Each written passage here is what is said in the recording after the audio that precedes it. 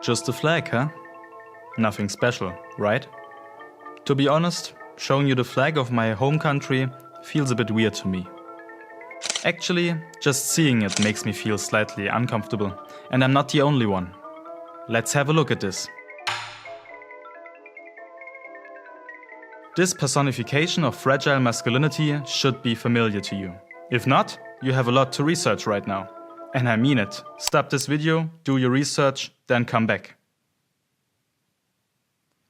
So, Hitler raised the bar of inhumanity to a completely new level. Talking about all the pain he caused would take just too long, and there are far more experienced people on YouTube that are doing this way better than me. What I want to talk about is what he left behind. Back in 1945, being a German wasn't a nice thing, and Germany's reputation was at its lowest. Nearly everyone hated Germany, for understandable reasons, so it's no surprise that patriotism wasn't a big thing anymore. Then, Germany got divided into Eastern and Western Germany. At this point, you can compare Germany with an insecure teen that doesn't know their place in the world yet. Also, their parents got divorced, so now everything became worse. First, Germany got one problem with expressing patriotism. Now, Germany got two problems with expressing patriotism, and both sides are competing each other. Since 1989, Germany is reunited, or at least on paper. The separation into East and West is still perceptible today. The more rural it gets, the bigger are the biases and the hate towards each other, although these times are long gone. I've experienced both sides of Germany. I mean, not when they were an actual thing, but as I said, this separation is still deep inside people's minds.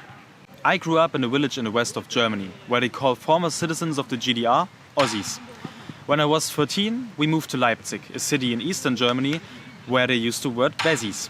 Yes, Germans are this creative. And now I have to say something that I believe many Germans don't want to hear.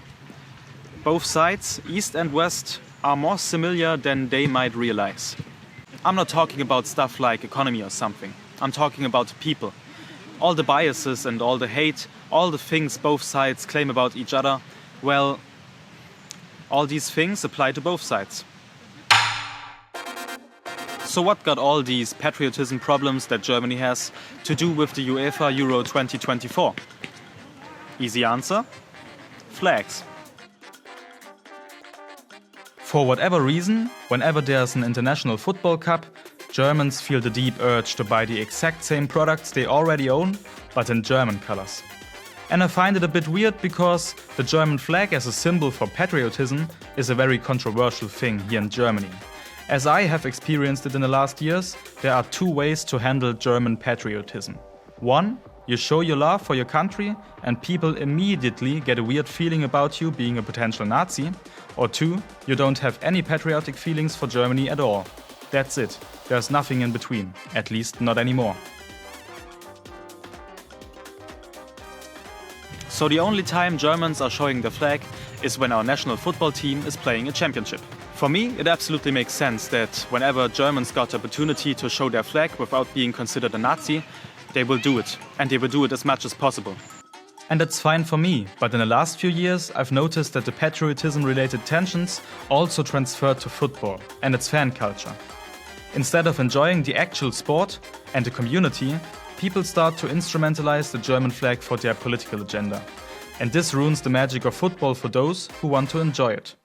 But that's only one of the things that ruin the football fever.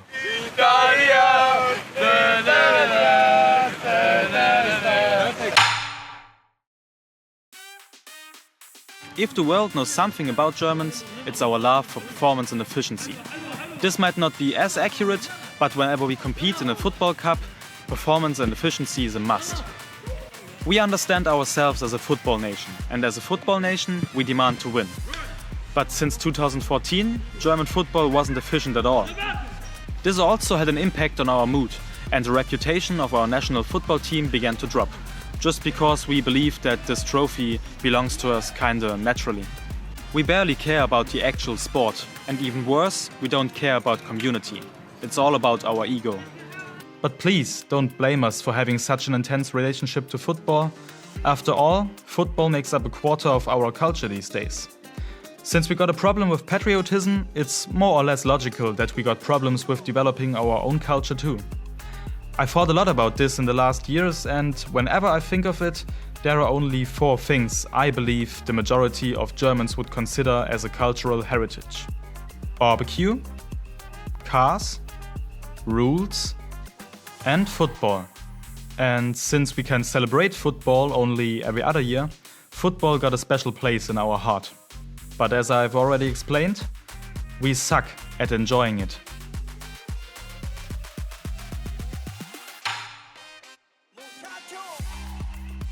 Luckily, I've got a solution for this problem. And if you watched my other videos, you know that I like my solutions super simple. So here it is. Just take it easy. There's no need for getting angry, there's no need for hate, and no need for nationalism. Because this is just another sporting event, just another flag, and Germany is just another country. You don't have to take this serious, just leave it to the players and the rest of the team. With that said, I'm interested in how patriotism looks in your country. So leave me a comment if you want to share your thoughts. Thank you for your time and bye. Italy is really a team because it's something that comes from eternity, you know, from Roman Empire, something that comes directly from your heart, and still we're gonna win, and then we're gonna win the European Championship for the 2nd time in a row, so we became 3rd time European champion and 4th time world champion. That's all. Juve!